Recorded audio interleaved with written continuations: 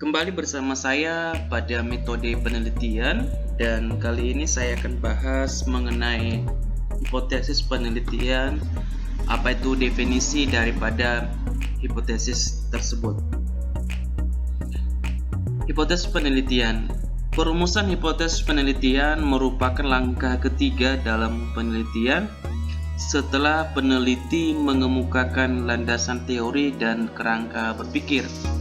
Artinya, seorang peneliti dapat membuat hipotesis penelitian setelah membuat atau mengemukakan landasan teori atau kajian pustaka dan juga telah membuat model kerangka berpikir, sehingga dapat dibuat hipotesis penelitian yang artinya nanti dapat dijadikan sebagai jawaban sementara terhadap rumusan penelitian. Hipotesis penelitian dapat didefinisikan adalah jawaban sementara terhadap rumusan masalah penelitian. Oleh karena itu, rumusan masalah penelitian biasanya disusun dalam bentuk kalimat pertanyaan. Artinya bahwa hipotesis penelitian ini merupakan hanya jawaban sementara terhadap rumusan masalah penelitian yang telah dibuat pada bab 1 atau bab pendahuluan. Kemudian adalah bentuk daripada rumusan atau hipotesis penelitian ini dibentuk dalam bentuk kalimat pertanyaan, sehingga nanti dapat dijawab secara lebih detail melalui hasil penelitian dengan menggunakan statistik atau menggunakan kuesioner, sehingga kita bisa dapat menyimpulkan bahwa penelitian tersebut betul-betul dapat memberikan dampak atau manfaat bagi organisasi tersebut. Kenapa dikatakan sementara? Karena jawaban yang diberikan baru didasarkan pada teori yang relevan. Itu kata kuncinya, bahwa dikatakan sementara adalah merupakan atau didasarkan hanya pada teori saja yang masih relevan. Artinya, seorang peneliti membuat jawaban sementara itu hanya berdasarkan teori-teori yang sudah dideskripsikan pada bab 2 atau pada landasan teori. Kemudian adalah ini belum didasarkan pada fakta-fakta empiris atau fakta-fakta di lapangan yang diperoleh melalui pengumpulan data.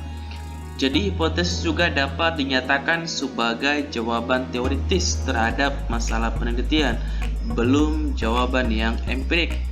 Ya, itu sama seperti yang saya sampaikan atau yang saya jelaskan tadi, bahwa masih dikatakan jawaban sementara karena masih belum mengumpulkan data-data empiris atau data-data yang lengkap di dalam objek penelitian tersebut. Dan belum jawaban ini dan belum jawaban yang empirik, artinya masih belum menunjukkan fakta.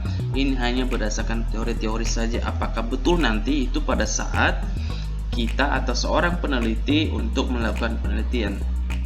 Penelitian merumuskan hipotesis adalah penelitian yang menggunakan pendekatan kuantitatif Ini bisa juga dirumuskan secara kuantitatif dan juga secara kualitatif tergantung rumusan masalah yang mau dipakai seperti apa oleh si peneliti.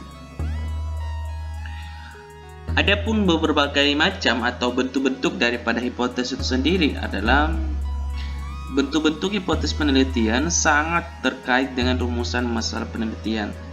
Jika dilihat dari tingkat eksplanasinya, maka bentuk rumusan masalah penelitian ada 3, yaitu rumusan masalah deskriptif atau variabel mandiri, dan kemudian adalah komparatif atau perbandingan, dan juga asosiatif atau hubungan. Maka bentuk hipotesis penelitian juga ada 3, yaitu hipotesis deskriptif, hipotesis komparatif, dan hipotesis asosiatif. Seterusnya adalah hipotesis deskriptif adalah jawaban sementara terhadap rumusan masalah deskriptif. Sedangkan hipotesis komparatif merupakan jawaban sementara terhadap masalah komparatif. Sedangkan hipotesis asosiatif adalah merupakan jawaban sementara terhadap masalah asosiatif atau hubungan. Hipotesis masalah deskriptif merupakan jawaban sementara terhadap masalah deskriptif yang berkenaan dengan variabel mandiri, baik satu variabel ataupun lebih ya. Jadi di sini sudah disebutkan daripada definisi hipotesis deskriptif itu sendiri. Contohnya adalah seberapa tinggi semangat kerja karyawan pada PT-Y. Artinya ini dia mandiri gitu, satu-satu harus ditelusuri ya. Ini misalkan contohnya seberapa tinggi semangat kerja karyawan pada PT-Y.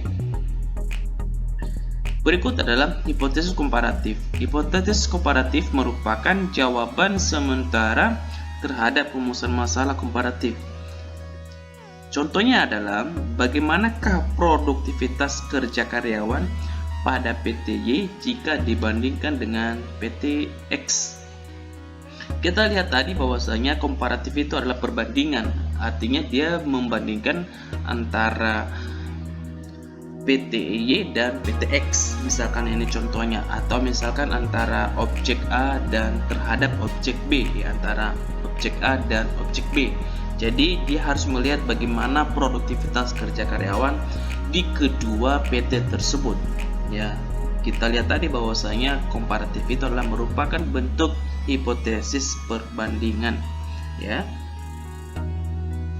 Hipotesis asosiatif adalah jawaban sementara terhadap rumusan masalah asosiatif, yaitu yang menanyakan hubungan antara dua variabel atau lebih. Contoh rumusan masalahnya adalah adakah hubungan antara gaya kepemimpinan dengan prestasi kerja karyawan? Artinya dalam satu wadah objek penelitian dan akan kita memberikan pertanyaan, adakah hubungan antara gaya kepemimpinan dengan prestasi kerja? Misalkan, apakah gaya kepemimpinannya bagus atau tidak? Apakah berdampak pada prestasi kerja karyawan pada objek atau perusahaan tersebut? Ini yang dimaksud dengan hipotesis asosiatif. Kita mencari tahu hubungan ya antara gaya kepemimpinan dengan prestasi kerja karyawan. Mungkin demikian saja dari saya tentang pengertian daripada hipotesis dan juga bentuk-bentuk atau jenis-jenis daripada hipotesis penelitian tersebut.